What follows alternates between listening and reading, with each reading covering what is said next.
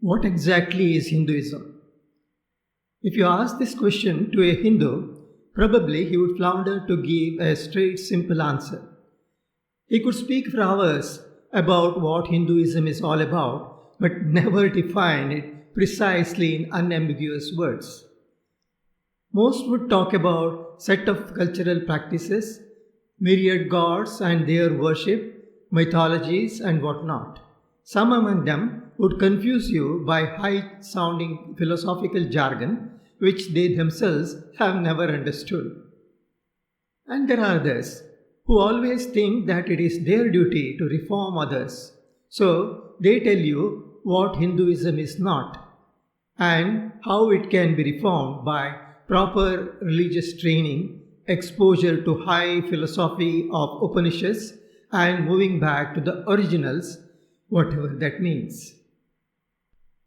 In India, religion, you may call it Hinduism if you so wish, is not really about straitjacketing into some ideology or the so called metaphysics or the hidden meanings, but it is actually in deep rooted value system.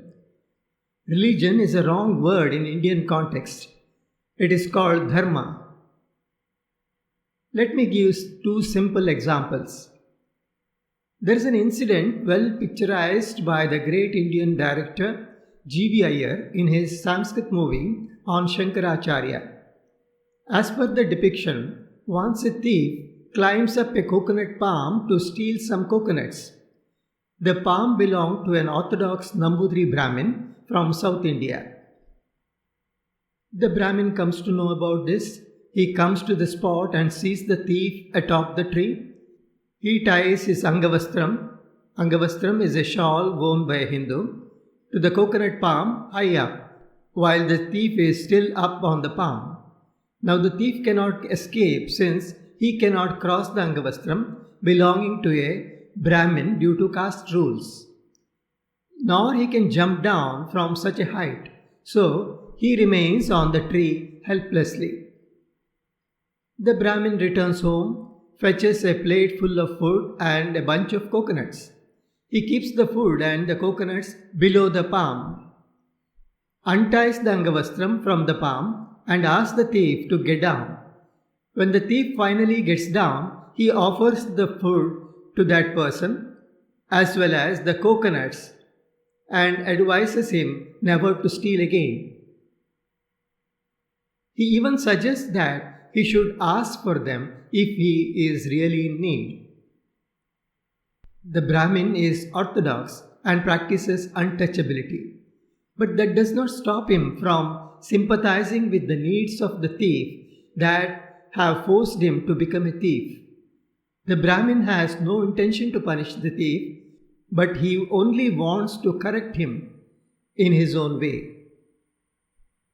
This could well be a concocted story, but it speaks a lot about the value system that is at the heart of Hinduism.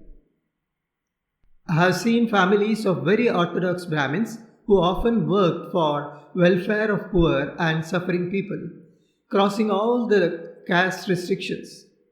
In one such family, I have seen the members of the family feeding the poor during the time of famine by opening up a free meal camp.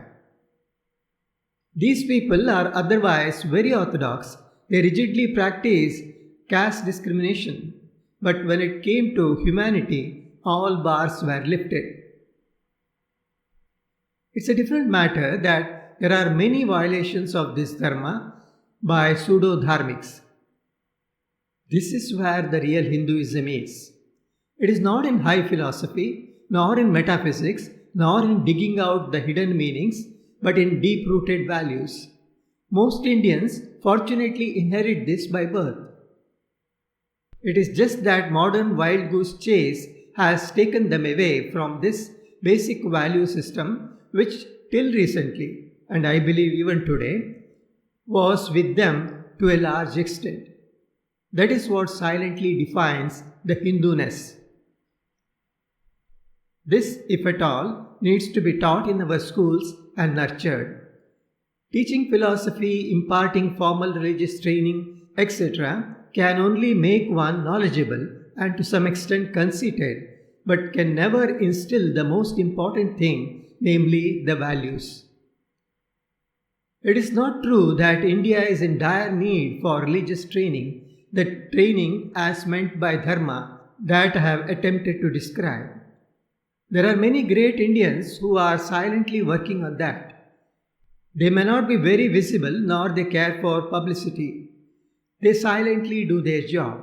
That is the reason why dharma still lives on in India thanks to such people who always keep a low profile.